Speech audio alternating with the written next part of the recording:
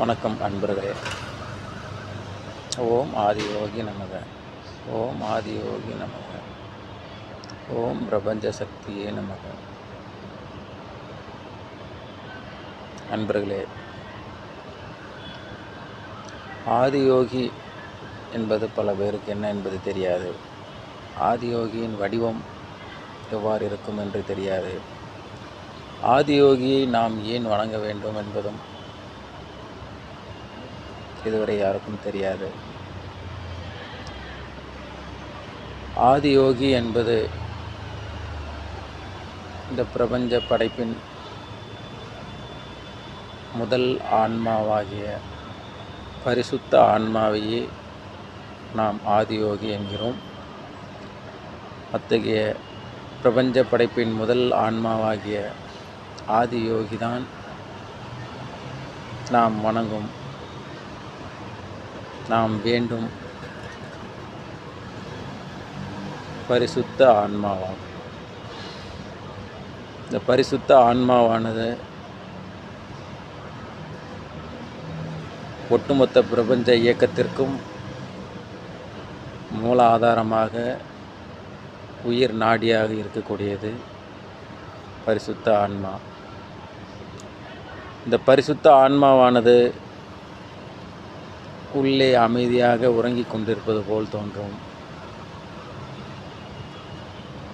சதா ஆனந்த நிலையில் நிஷ்டை தியானம் மேற்கொண்டு எந்த விதமான விருப்பு வெறுப்பின்றி, சுகதுக்கமின்றி, எந்த விதமான இயக்கங்களுக்கும் சக்திகளுக்கும் கட்டுப்பாடுகளுக்கும் அப்பாற்பட்டு சுதந்திரமாக தங்கு தடையில்லாத உயிர் ஆற்றலாக தானே ஆதியும் அந்தமுமாய் இயங்கிக் கொண்டிருக்கிற பரிசுத்த ஆன்மாதான் நாம் வணங்கும் ஆதியோகி. ஆதியோகி என்பது இந்த ஒட்டுமொத்த பிரபஞ்சத்தினுடைய உயிர் நாடியாகும். அந்த உயிர் நாடியே பரிசுத்த ஆன்மா. அந்த பரிசுத்த ஆன்மாவே ஆதியோகி. அந்த ஆதியோகியை நாம் வணங்கும் தெய்வமாக, ஆற்றலாக, நம்மை காக்கும் கடவுளாக, நம்மை ஆட்டு வைக்கும் ஆண்டவனாக நாம் ஏற்றுக்கொண்டு அந்த ஆதியோகியோடு இந்த பிரபஞ்சத்தில் உள்ள ஒவ்வொரு ஜீவனும், ஒவ்வொரு உயிரும், ஒவ்வொரு ஆன்மாவும் அதனோடு இணைந்து கலப்பது ஒன்றே நம் குறிக்கோளாகவும் நம்முடைய முக்கிய நோக்கமாகவும் நாம் எடுத்துக்கொள்ள வேண்டும்.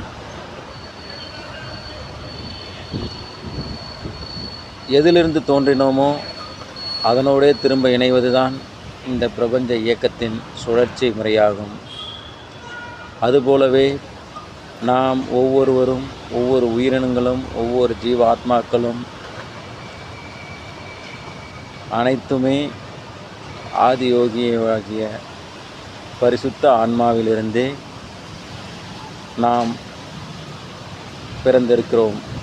ஒவ்வொருவரும் ஒரு சிறு துகள்கள் என்பது போல வைத்துக்கொள்ளலாம். உதாரணமாக,